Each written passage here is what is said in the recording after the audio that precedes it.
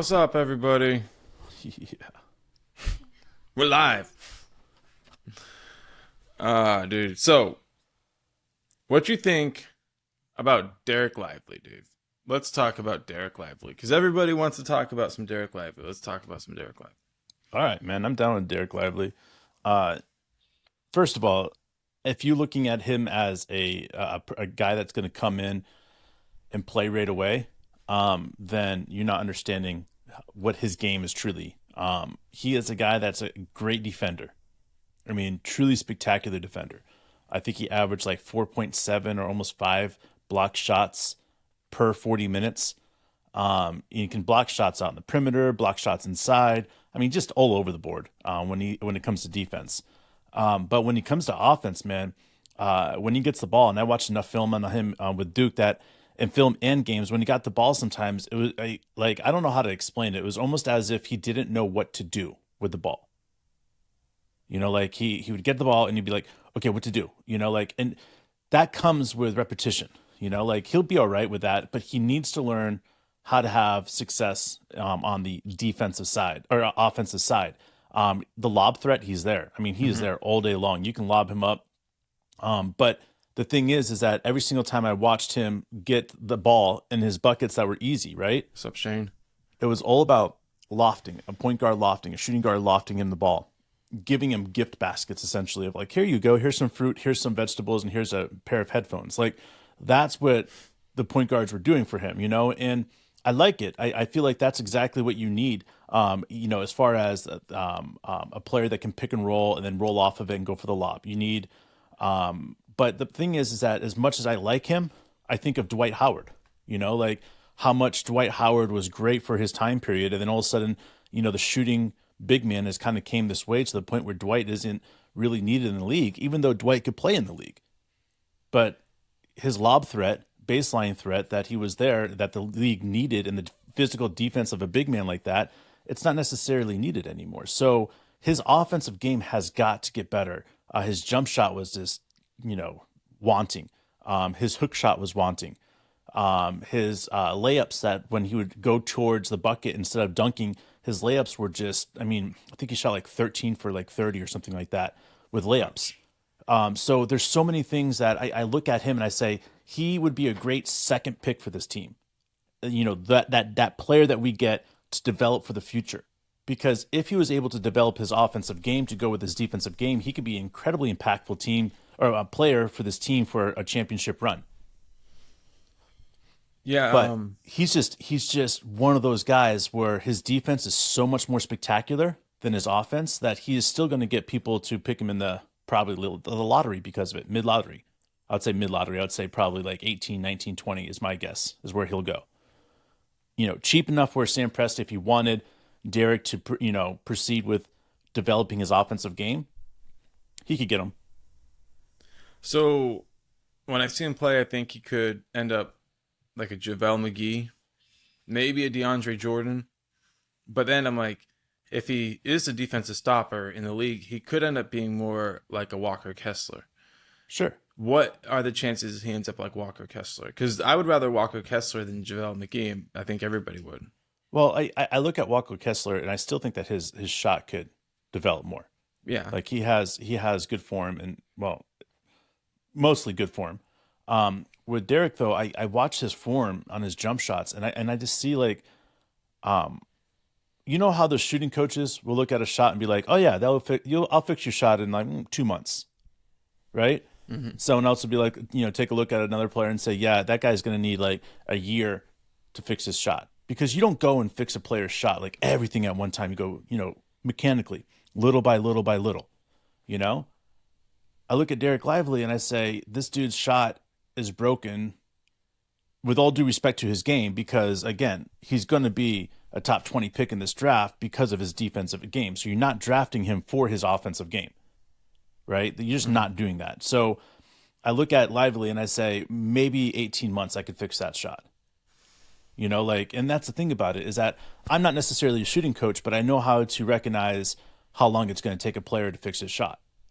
And maybe his shot would be okay when he gets the consistency with it, but I think that he needs a lot of work. And coaching England would be perfect for that environment for him.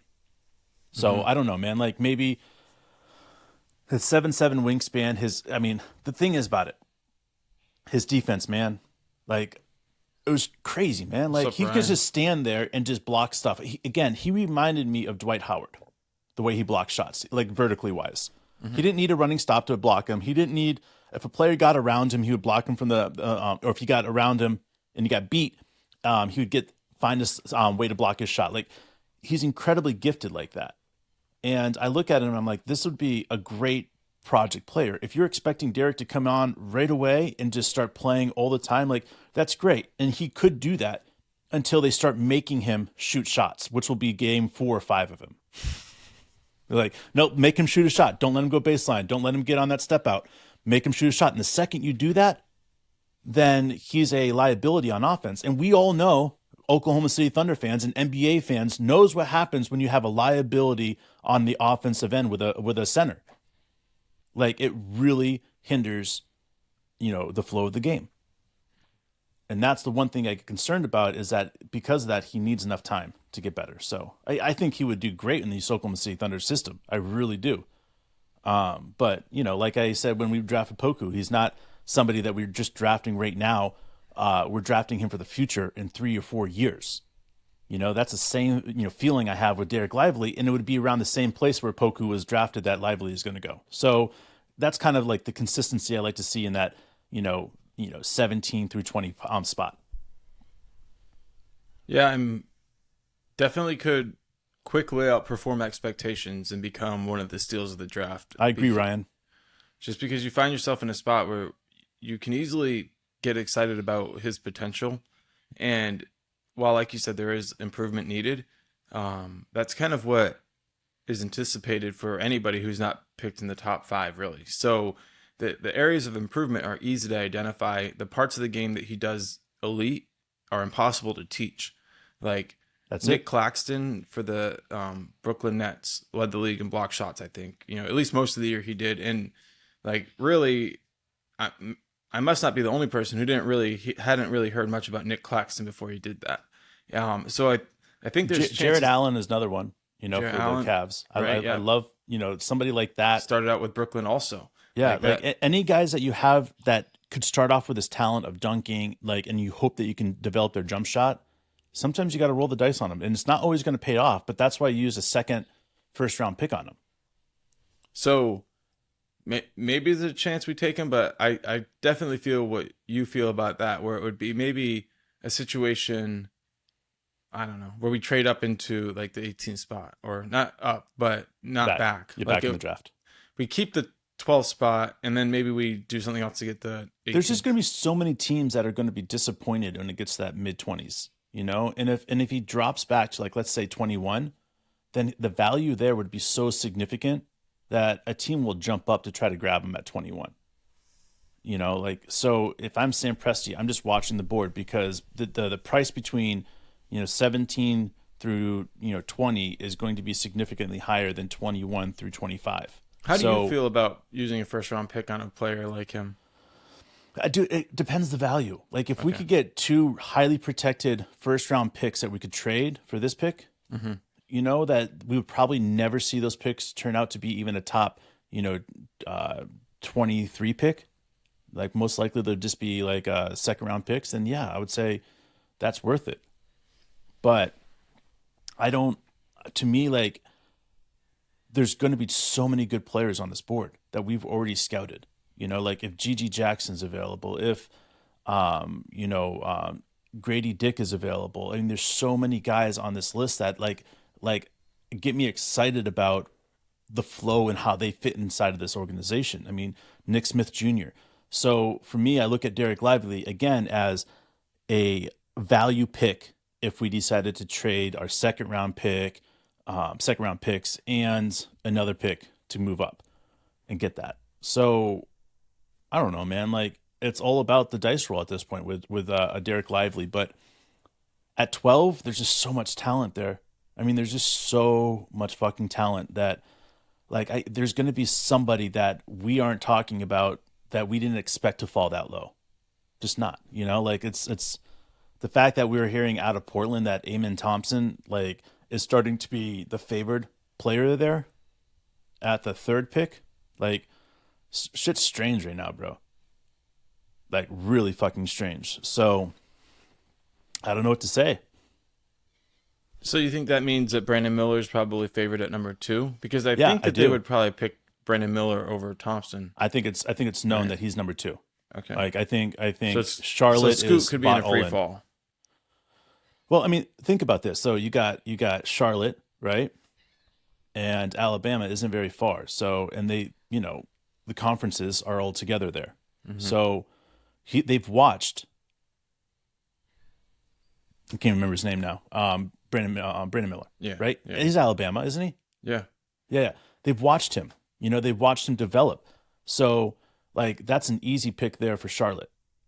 And that's what I've been saying all along, like the second that happened. And then as far as Scoot goes, like, I love having this discussion with people when people are like, Scoot is a number 3 draft pick. You're right. He is. But who is number 3? Who's picking number 3 this year? Right. The one team that everybody's going to scratch their heads and go, what the fuck did they do that for? It's like drafting a quarterback when you already have an all-time great quarterback. Like, listen, and that's, it's going to suck because that means that Houston's going to get a top 3 pick essentially in this whole debacle. Do you think Houston goes with Scoot? If Houston keeps their pick, yeah. I mean, if I were them, if I was Houston, I would feel like, Green is pretty much the guy. I'd rather probably Green than Scoot if I'm Houston. The rest of the NBA wouldn't, but I think Houston's kind of in on it. You got to go with Scoot because here's the thing about it, man, is that when has it ever been bad in the history of the game to have 2 really fucking good point guards playing on one team? I mean, I could see them doing it, but I just feel like they need more wings than they need either point guards. But here's the thing: I don't think that they're going to keep that pick. If Scoot Henderson's available, that means that pick is incredibly valuable, right? Right. And if they're trying to build a team, it's easy trade bait for a team that's trying to get rid of a player. Like imagine if since LeBron James has been coming up so much, but imagine if Houston was able to talk LeBron James to coming in there and playing. Like that pick right now, then Scoot Henderson pick with AD looks really fucking good. And that's the thing is that like we don't know what's happening in the backgrounds right here. The thing about the Lakers is it's amazing how terrible they've been at picking. They've had the number 2 pick, I think 3 times in the last 10 years or something. It's like Russell, Lonzo Ball, and Brandon Ingram. And they moved on all 3 of those guys. And it's like the number 3 pick just like does probably not sound like a very good deal to the Lakers. Yeah, but if you get a couple other young players with it and you get some draft picks to go with it, and then you get James Harden and LeBron James to go together, I mean it's a sexy like little team there. But I want LeBron James to go to a team that's going to get fleeced in the West in order to send stuff back. I want a team like Dallas that's going to have to trade everybody but Luka. I want a team like Houston that's going to have to trade all their young assets. So after Harden and LeBron James get injured and are done for the rest of their careers, they have nothing left. Like this is what I want because everybody's like, oh, I don't want Houston or I don't want Dallas to be good. Well, listen, they'll be good for momentarily, for 1 or 2 years, and then everybody gets old and they all move on. And they lost all these picks to try to win a championship. All these young players because they want to win a championship, and they pushed reset only to trade everything. So for me, that's what I like to see. I want to circle that, and I want to see where is LeBron James going, because the rumors that are happening right now, I'm telling you guys, this is proof that things are happening behind the scene. Like tell everybody about the next tweet that I just saw was Lakers have pretty much said that they would turn down anything that Dallas would offer them. Yeah, Dallas, because they have nothing. Yeah, they have nothing they want besides Luka. So that's my point, is that the fact that they're even saying that, right, and not saying like he's untradeable, we're not trading him, and they're saying the price is way higher. So now the price has been set. People know what the baseline is. The Dallas can't afford it, so a team like blank is going to have to step up if they want him. And so then we all know the price will now. Get traded? Dude, I mean, if he doesn't, I don't think he plays next year. Really? Yeah, man. Like, what team does he have around him? AD can't do shit. I thought he was going to be all right, but I mean, he trips and he breaks his finger. Like, and like that's not LeBron esque. LeBron needs somebody that's going to be dependable, that's going to be able to play, 76 games if needed, and the playoffs. So I don't know. I think I don't when know, you man. Unless you're able to get like Desmond Bain and some other guys like that, like and I can't reset. Desmond Bain, but maybe Dylan Brooks. I just I think mean, Dylan Brooks, yeah, DB. I keep it's saying DB and interesting Desmond Bain. that they wasted like the first half of the season with a team that wasn't working out, and they kind of hit the reset button, and there was a little success with that. But it's almost like there's no way they're going to run it back. But you look at a team like the Nuggets, and you can see the value of camaraderie Yeah. of the Heat, and you see a team that like, hey, they've been there together before, and it matters. So I do feel like the Lakers would be fine. We're gonna have to pay Austin Reeves $100 million to keep him, bro. I mean that's my point is that like you've got an age gap with young players that are starting to look really good, and then you got old players that you could trade to get young players. And the thing is about it is that if the Lakers are halfway intelligent, like stripping down their team right now and trading all their assets they have is the only way through this, because they need to replenish their assets because LeBron James is leaving next year. AD is leaving. I mean, they might be able to get AD to sign another contract, but then you know that he's only going to play one full season in that 4 years he's going to do. So, like, you've got to reset now while everybody's healthy. And I'm happy. It makes me happy because we reset way before them. So we're going to be 4, 5, 6 years ahead of them when they're starting to their rebuild. And if you look at that, the entire West is like that. The top echelon of the West right now. So the last decade where we see the Lakers, we see Golden State, you throw in there the Clippers, like they're all aging. They're just, and it's just a matter. I mean, Suns, they're all aging, guys. They're all getting old. They're all getting to that point where they don't have any draft picks to help them rebuild. So the time's coming when they have no cap space, they have no star talent because nothing, and then they have no picks. And they're like, shit, what are we going to do? Well, you're going to have to sit there and suck for another decade. And it's going to be, it's going to be rocking, man, because we're going to have at least 4 or 5 teams that are going to be sitting there like, what are we going to do? What are we going to do? How are we going to rebuild? Because we suck at this. We have no picks. We have no picks until 2027.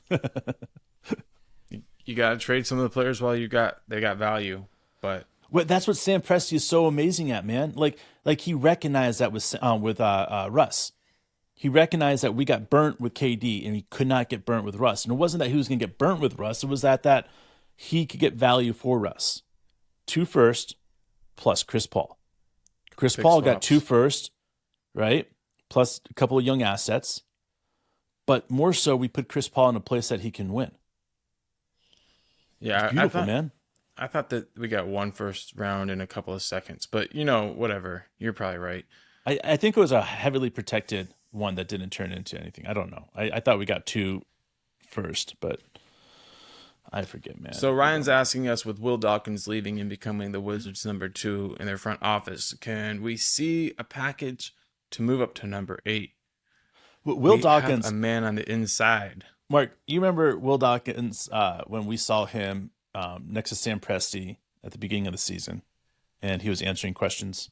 I thought for sure he was going to end up becoming the GM here. And listen, this might be a move for him to get more experience someplace else and then come back when he's ready. But I'm excited for him. I really am. And listen, as far as moving up to 8, he would have to want a piece that we have, a piece like, let's say, Trey Mann and our 12 or something like that. And then the thing is, and probably a possible shitty ass pick, but Dawkins knows everything our front office, front and left. If I was Sam Presti right now, I would be like, you know what? I'm not trading with the Wizards right now because I'm afraid I could get fleeced by Dawkins. I mean, that's, when somebody knows what size underwear you are and the color of underwear you're wearing and all that other stuff, like that's what you don't want. You don't want to leave that door open for a guy that just left your organization, is trying to prove his loyalty towards the Wizards, and is like, hey, listen, we could get this player, this player, this player, because I know that they don't value them, plus this, and this, because I know they don't value it for this pick. And it, again, Who would we stay pick away at from number 8? doing trades with somebody that just left your organization. If we did, Dave, who would we pick at 8? But by the way, the way we ended up getting Victor Oladipo and Sabonis was somebody who had recently left the organization and took over the Magic. So there are ways that they work out favorable for us. Yes, there is. Who would we pick at number 8 if we had that?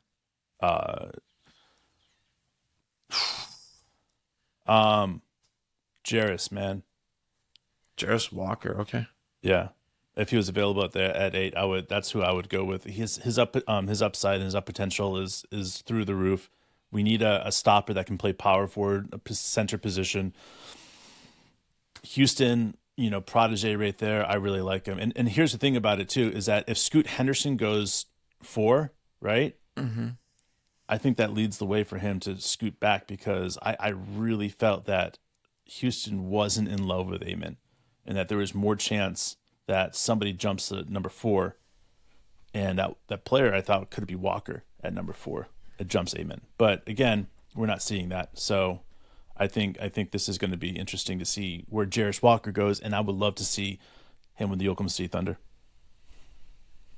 All right, man. That's dope. When is the next finals game? Tomorrow. They took 3 days off or like 2 days off, between the last one.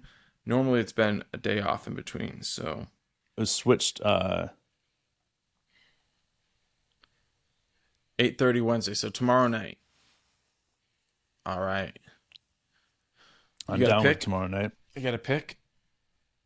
What's that? You got a pick for the game? Yeah, dude. Heat, man. Oh, really? Yeah. I'm really excited about him. Wow. All right, so ESPN just came out with a prediction, and they still have us with Nick Smith Jr. Okay. And they have Jarris Walker going to number 5, Detroit. It's crazy, man. Have I been getting the twins mixed up? The Thompson twins mixed up? I don't know. I haven't really dug into their games as I much need as to, other players because at this point. ESPN said Asar Thompson is number 4 and Amen is number 8. Okay. Which, again, I need to figure out which twin is which. Coming up next, guys, we'll figure out who is who. Yeah, dude. We need to dig into that. It's been different this year because we don't have a top 6 picks. So in that sense, we've kind of been focused on more of the mid to late lottery. But today, when we were talking about Dereck Lively. If you guys missed it, we talked a little bit there about Dereck Lively in the beginning. Like, again, his game and the defensive impact that he would have right away would be spectacular. The offensive impact is the one thing I'm concerned about, because the way this offense is rotating and moving, having a guy that can't make a jump shot or shoot a jump shot effectively is the concern. We need to make sure that we keep that mid-level game, fluent. But he is somebody that can impact the game right away on his defensive side. So, what do you think we're going to get from Poku this year? When he gets back from breaking his arm, which is hopefully it's ready. It's a shit injury if you're experiencing it, but overall, for he'll be able to stay in shape. He'll be able to continue to progress. Staying in shape, eating, all that other stuff he needs to make sure that weight. And the thing about it is too, is you can do a lot of weightlifting even with a broken arm. So he'll be all right. But I look at kind of where he's at, and he needs to be somebody that can average 2.5 blocks a game. Just needs to be. If we need to get him to that elite level defensively for him, because of Chet, these guys need to be able to play on the same court at the same time, and also be able to. Chet needs to be able to come out of the game, and Poku needs to step up. So there's not much defensive change there. So let me ask you about Dereck Lively, because sure, Poku, Chet, Dereck Lively. How would that work if we had that? Well, I've said for a long time that the big man in the NBA needs to be a big man by committee. You need to have your power forward and center that can be an interchangeable position. That you can go with, let's say, Chet. Chet's going to the center. He's going center for the first 7 minutes of the game. Okay, he's going to play the center on defense, play the center on offense, and then he's going to switch over to the 4 for the next Frank. 7 minutes, right? And that's his rotation right there. His 14 minutes that he'll play before getting pulled, right? So before resting. So 13, 14 minutes, whatever it is. So playing the center and then the power forward, and then that way you can have Poku and you can have J-Dub and you can have Kenny Hustle. You can have Jay Will, J.R. Ree, whoever else that we have it playing at the center or power forward position coming in and rotating in that position. Because it's one of those things where if it's just one player, right? And we know Coach D, he doesn't like just one player there. He wants to know what's the biggest mismatch for the team so we hit the fourth quarter and we can go blitz. You know, it's what Eric Spoelstra is so good at. We're watching Coach D develop into that. So I like it when we're rotating and we're having, 6 guys fill those 2 positions throughout the game. That's what needs to happen. And it also allows J-Dub to cover down and play a different position when Dort comes out of the game, or when Shea comes out of the game, or when Giddey comes out of the game. So you can just rotate these guys in multiple positions. And I think that's what's so sexy about it. And that's why I look at Lively and I say, if he's not playing the center position, then he has to have a jump shot for that forward position, because then he's only playing 7 minutes in his rotation. And I think that's the key, is like this rotation that's Sam Presti and Coach D have really worked out, because they work hand in hand of getting this, is that you have to have that different player in different style just consistently, rotating. And it makes it look really nice, man. It makes it so that these guys know exactly what they're doing, how they're doing it.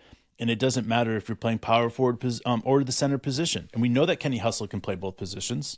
We know J-Dub can play both positions. Like Josh Giddey, if we needed to, he can play every fucking position on the court. This is what I love about this team. That's why it's so powerful. That's why when we're looking at Dereck Lively, it's like, this guy is a great player, but he needs this, this, and this to be able to fit on this team. Because this is what this Oklahoma City Thunder organization is all about. It's this idea of this rotation of players, next man up, yes, but this is to a whole new level. We're getting an irregular game in the season, we're getting 10 to 12 guys rotating in and out and getting serious minutes. Mm-hmm. What other teams are doing that? It's because we're so thick and so deep that nobody can fuck with us. Yeah, dude. For real.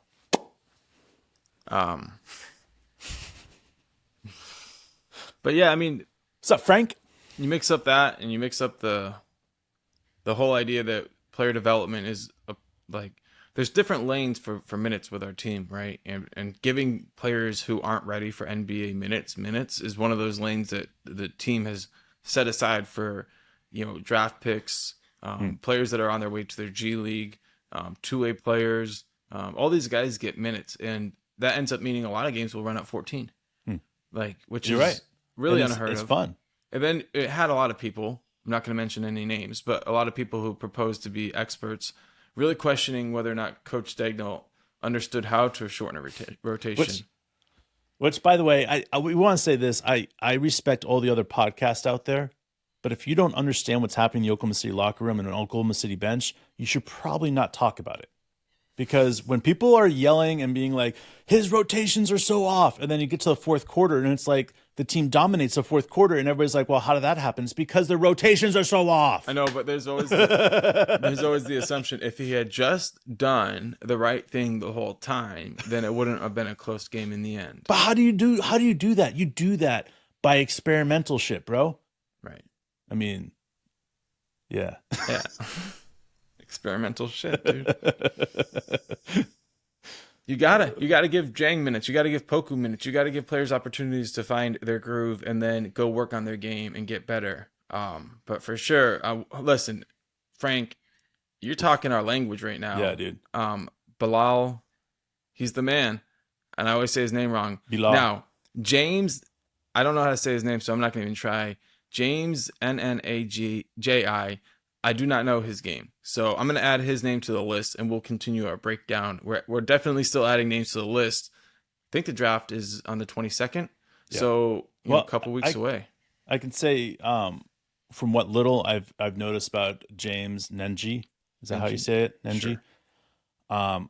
I try, guys. I fail it every single time. In fact, every single You're time I said good. Bilal, I think about our really good friend Wash, who told me that I was saying Bilala like that. I believe I was saying was incorrect, and I was saying little dick in Arabic. Yeah, dude. So I've got to watch how I pronounce names. So if I'm saying his name wrong, I really like this young man. I think that he could have an impact in the game, but a lot of work needs to be done on both Bilal and James. So So Bilal is like people.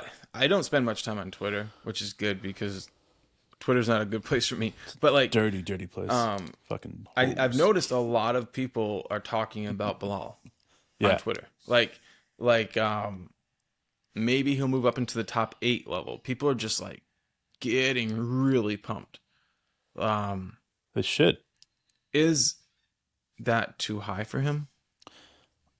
Bro, how many times have I said there's going to be guys that are unexpected that jump this draft? Mm-hmm.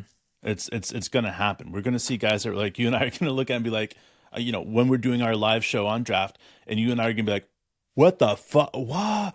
Who? Then we're going to have to go back to the drawing about who's available at 12 again, because it's going to be so shocking to some of us because people are still in that idea of picking for the needs, right? There's a difference between picking the youngest and best player and picking for your need, right? And there's this warped idea that teams are starting to get with Dallas and some other teams that are going to probably pick a guy that maybe needs a little bit more work, and it's going to be like, holy shit, how did this guy drop to number What's up, 12? Sammy? It's just impossible. Sammy, what's up, man? It is Yeah. impossible. It's gonna be That's right, incredible. guys. My Gaze jersey. Got to show that off right there. Homeboy. Sammy got that for me. Fucking love you, man. I'm pumped, bro. I think there's a lot to be said, and Frank is talking about James. To say it again, Dave. I'm sorry.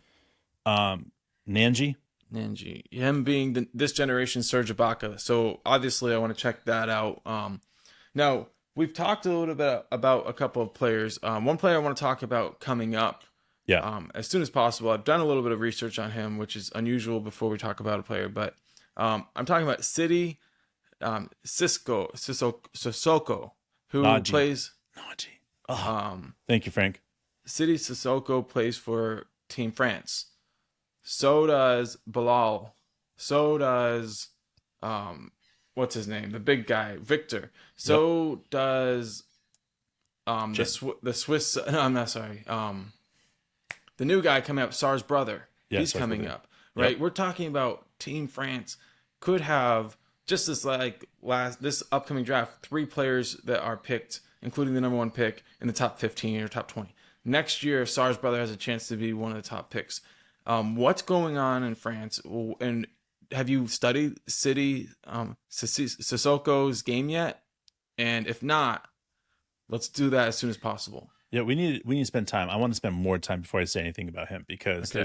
there's a lot of stuff that needs to be said. But what's happening in France, in my opinion, is what happens when basketball took over the world in the 90s. Let's just be honest. The Dream Team really captivated enough people. So there's a whole generation of people that are our age, Mark, right? That are in their late 30s that really grew up admiring the game at that age, right? And then you have players like Sabonis, Avranis Sabonis, and you have guys like that are coming through the league, that like Dirk Nowitzki, that are recharging this young core of players across the world. And then all of a sudden, you see this social media that goes crazy. And I want to say, I feel like a lot of what's happening now is due to what happened with Chet. When Chet, at 16 years old, made Steph Curry look stupid, right? I think at that point, people started watching, saying that these tall, lanky kids are going to be really fucking good. Before then, nobody knew. They were like, well, this could turn into another Boa Boa situation, or, George Murson situation where you got these, great giants and they can't really do much, Yeah. So before then, I think that's what was happening. Now I think the people and the organizations recognize at that moment that the things are going to change. That was the moment that I started recognizing that the NBA is never going to be the same. It's this morphing that's going to start happening, and then all of a sudden it's going to be like, wait, LeBron's era is over, and it's what era now? Because whose era is it? Like, it's going to be like that for a while because there's going to be so many dominant, young, tall, lanky players, and it's going to be from France, it's going to be American. It's everywhere, bro. Because these players are spectacular. When I say they're spectacular, I mean I truly mean the fact is that there's this core of French kids that are coming through that it's going to take 20 years for us to truly understand their impact in the world. Yeah. Good point, man. And George has got a good point. Tony Parker and the Spurs. There we go. Yeah. Big bonus right, there. Man. I love it. And Tony Parker changed French basketball, bro. Changed it, like, completely. Like, he spent so much money giving back to the French community to up the basketball game there. And again, when you have somebody that does that, and you look at, I came with Dirk Nowitzki's impact in the German community. Right. You're seeing all these young German kids that are coming through now. It's because when these guys are taking the money and going back and investing it into the young kids, this is what happens. Like, that's why it's so important to invest into your young countrymen. Because now Tony Parker, every single one of those young players are going to go play and they're going to be there for the next 20 years. They're all going to look at Tony Parker. Guess what? All the young players from Australia, they look at Andrew Gaze. Where is that? Right there. They look at Andrew Gaze as being that player. Spur. That's it, man. Like, this is it. This is the moment the NBA is changing so dramatically that we are all lucky enough to be part of it. We can either be like, oh, back when the good old days, or we can be like, this is going to be the best generation of young NBA talent that we're ever going to see. Because it's going to take another 30 or 40 years before the time changes so dramatically again. And we see a different young core group of kids that come through. They're like, holy shit, they're defining the whole game yet again. And that's what this is. This is defining the whole game. And we are all on board for some really good times. 100%, bro. Shout out to Shane, Ryan, Joshua, Frank, George, Sammy. Sweet Sammy. We love you guys. Impressed we trust.